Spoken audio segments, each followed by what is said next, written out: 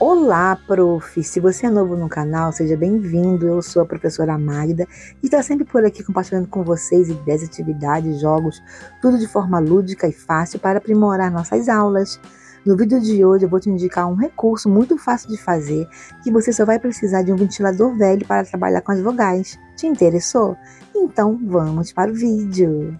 Olá, profs! Venham conhecer o meu e-book Sem Atividades Infantis e aprimore a sua aula. São 100 ideias de atividades lúdicas que vai te ajudar na sua aula com as crianças. O link dele estará na descrição desse vídeo.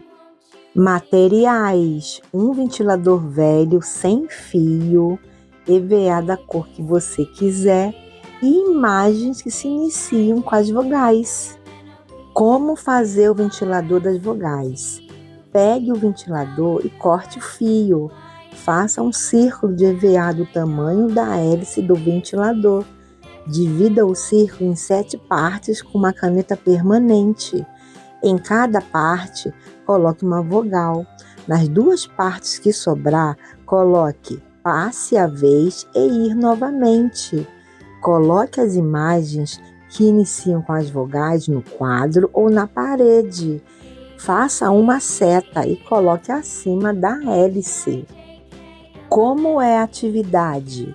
Com o ventilador já pronto, explique às crianças que ele será uma roleta. Chame um aluno de cada vez e peça para girar o ventilador. Caso pare em uma vogal, o aluno terá que identificar nas imagens a vogal que se inicia pelo som do nome da imagem.